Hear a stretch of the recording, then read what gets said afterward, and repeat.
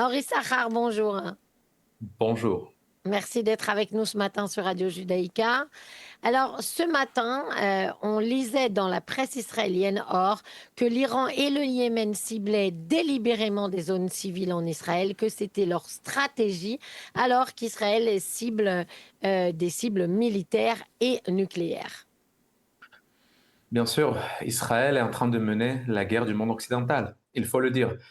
Au nom du monde occidental, pour protéger l'Europe, protéger les États-Unis, protéger, voire le Moyen-Orient, Israël est en train de mener un attentat contre les installations nucléaires, les installations de missiles balistiques de l'Iran. C'est un État terroriste, il faut le dire. La République islamiste de l'Iran, c'est un État terroriste qui vise sur des civils.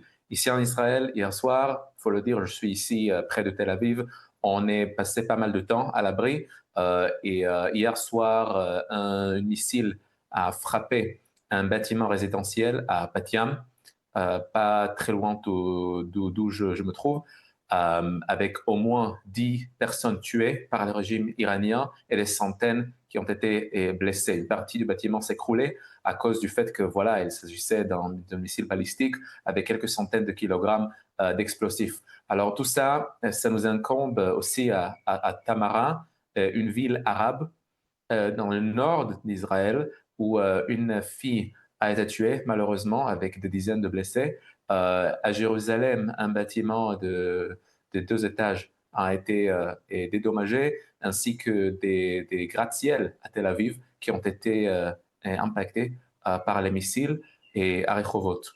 Tout ça nous incombe à estimer de nouveau notre avis sur le régime iranien, de nous rendre compte du fait que le régime pose un danger imminent sur l'Europe, sur Israël, sur le monde libre.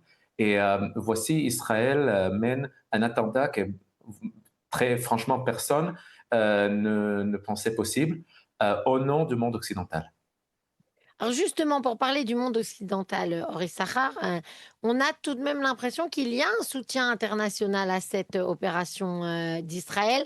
Peut-être pas très vocalement affirmé, mais au moins on n'entend pas de critiques beaucoup et au maximum on entend il faudrait peut-être un peu de retenue, etc. C'est déjà pas mal.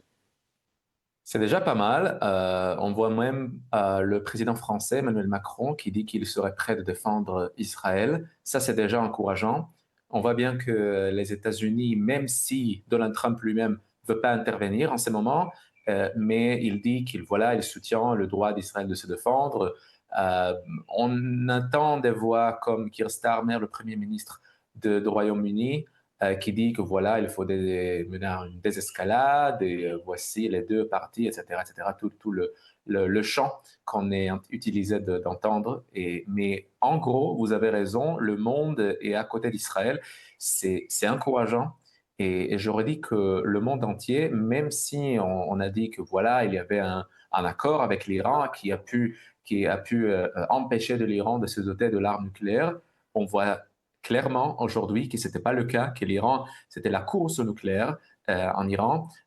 Et le régime a eu l'intention de se doter de l'arme nucléaire dans les jours, dans les semaines qui viennent. Israël a décidé que voilà, on se trouve dans un impasse où c'est la voie de non-retour, où il faut agir. Israël a agi pour protéger ses civils, mais aussi pour protéger le monde libre. Alors, la riposte des Téhéran, elle a fait quand même pas mal de dégâts, Horus Sahar, et pourtant, vu le niveau de préparation de cette opération israélienne, on imagine qu'on s'était préparé aussi à la riposte. Oui, on s'est préparé à la riposte et il faut dire que voilà, l'interception, c'est jamais hermétique. Alors, on voit bien le système de dôme de fer, le système de flèches, d'autres systèmes qui ont protégé, ont intercepté ces missiles balistiques à l'air, des fois bien loin du territoire israélien, mais bien si que voilà, les missiles ont infligé des dégâts importants et occasionné des pertes aussi. Malheureusement des centaines de personnes qui ont été blessées et quelques dizaines qui ont été tuées, malheureusement. Et les systèmes de défense aérienne israélienne, en fait ce n'était pas une surprise, le fait que la quasi-totalité des missiles ont été interceptés, mais voici, avec un tel barrage de missiles, il y aurait quelques-uns qui auraient voilà, pénétré cette défense. Et malheureusement, on voit bien les résultats. Les vidéos ont été extrêmement graphiques. Ok, on a entendu les booms, les sons d'explosion extrêmement bien à notre abri. Et voici, on voit des maisons à Rishon LeZion, à Bat Yam, à Rehovot, à Ramat Gan, à Tel Aviv, qui ont été totalement, totalement ruinées et dédommagées. Mais on voit aussi que le peuple d'Israël est fort. On le voit bien. Et que la quasi-totalité des gens suivent les instructions de l'armée pour se protéger, pour aller à l'abri. Euh, et donc, voici les résultats. Il y a eu, beaucoup d'éliminations ciblées au Issachar dans cette opération israélienne et notamment, bien sûr, le chef des gardiens de la révolution islamique, son commandant de l'armée de l'air, beaucoup de personnalités du programme nucléaire.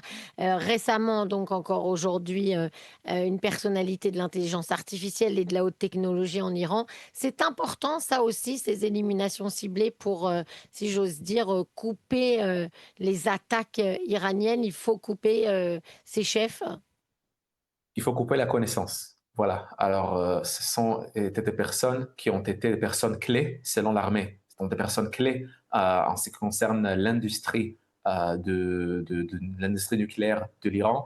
Alors, Israël s'est rendu compte qu'il faut non seulement cibler les installations nucléaires, les installations de missiles balistiques, mais aussi les personnes clés qui mènent cette opération. Alors, Faridou Abbasi, par exemple, il était le chef de l'organisation de l'énergie atomique de l'Iran il y a 10 ans, il y a une décennie. Il a récemment dit dans une interview que voilà, si le leader iranien m'aurait demandé de fabriquer un arme atomique, je l'aurais fait.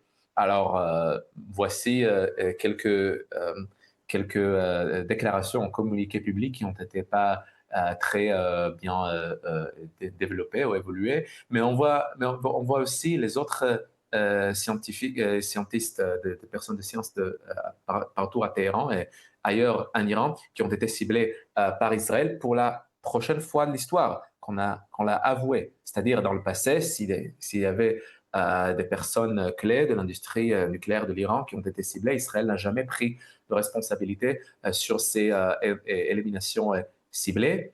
Et là, on voit bien que l'IDF, voilà, l'a avoué. C'est un développement important. Henri Sahar, évidemment, la question que tout le monde se pose aujourd'hui et c'est très difficile, c'est de savoir combien de temps ça va durer, puisqu'on sait que l'Iran a encore peut-être à peu près 2000 missiles balistiques et plusieurs centaines de missiles de croisière qu'il peut envoyer sur Israël. On sait que, voilà, donc à coup de 200 par jour, ça peut encore faire 10 jours très difficiles à vivre pour Israël. Bon, il y aura des jours difficiles, c'est évident pour tout le monde ici en Israël, mais la résilience du public est forte, c'est évident. Alors on voit bien les peuples de Bat Yam, de Rehovot, de Rishon LeZion, de Tamara, qui ont été lourdement ciblés par les missiles iraniens. On voit comment le régime iranien cible des civils en Israël et sans discrimination. On voit que le peuple continue de soutenir cette action qui est essentielle pour le futur et la survie de l'État d'Israël. Mais on voit aussi bien qu'Israël a cessé de faire dans la dentelle. Hein. On ne fait plus dans la dentelle. Et même les installations nucléaires qu'on a pensé impossible de cibler, des personnes clés de l'industrie nucléaire de l'Iran et d'autres étapes qui sont absolument essentielles pour empêcher l'Iran de se doter de l'arme nucléaire, les scientifiques, etc.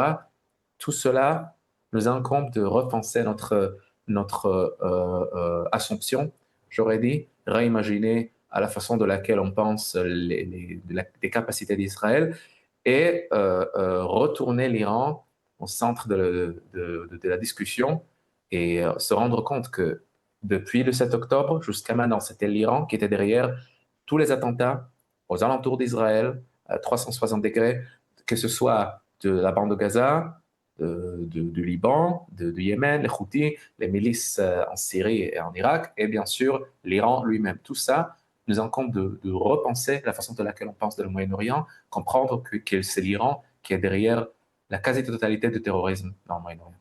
Ma dernière question, Henri Sahar, on parle tout de même de contact à l'initiative de l'Iran pour éventuellement mettre fin à la guerre. Ils auraient appelé Chypre pour leur demander de passer le message aux Israéliens d'arrêter. Ils auraient aussi sollicité Oman et le Qatar pour qu'ils servent d'intermédiaires auprès des États-Unis pour arrêter la guerre avec Israël. Est-ce que ça n'est pas un signe de faiblesse de la part de Téhéran? Bon, on voit pas mal de signes de faiblesse de la part de Téhéran. On voit même dans des sites qui suivent le mouvement aérien, par exemple, et des, voilà, de vols qui partent de Téhéran. J'assume, j'imagine bien qu'ils sont avec des hauts responsables politiques du régime. On voit que les civils, des résidents partout en Iran, ainsi que des gens en exil, qui sont iraniens, ont lourdement critiqué le régime et qui soutiennent Israël.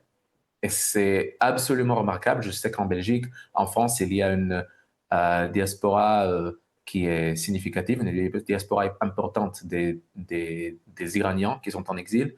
Et c'est absolument inspirant de voir les Iraniens soutiennent Israël contre le régime.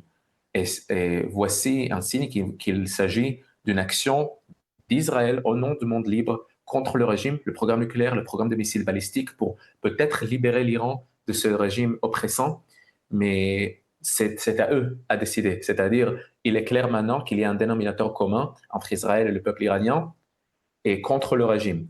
Et voici, à partir de ce moment-là, c'est leur décision, à eux, de décider ce qui va se passer avec le régime. Mais Israël est extrêmement clair. Le régime ne va pas posséder des armes nucléaires, le régime ne va pas posséder un programme de missiles balistiques, il ne va pas menacer l'État d'Israël à élimination, à annihilation, et on va prendre toutes les étapes nécessaires pour se protéger, pour se défendre, au nom du monde libre. Justement, pour finir là-dessus, Henri Sahar, est-ce que vous avez confiance que le peuple iranien va se révolter contre le régime des mollahs? Bon, je ne sais pas, mais j'espère bien voilà, ils vont passer leur message de façon claire. Euh, En gros, j'ai dit même avant cet attentat, vous m'avez interviewé à plusieurs reprises, j'ai dit euh, ce qui m'intéresse, c'est pas la stabilité du régime. Ce qui m'intéresse, c'est de nier de l'Iran des capacités. Les intentions, je sais bien qu'ils vont continuer de poser les intentions, mais quant aux capacités, je veux nier du régime le programme nucléaire et le programme des missiles balistiques. Quant au futur du régime, c'est au peuple iranien à décider. Merci beaucoup, Henri Sahar, d'avoir été avec nous ce matin, spécialiste de l'Iran, directeur de recherche des Bitronistimes sécuritaires. Bonne journée à vous, à très bientôt. Bonne journée, merci.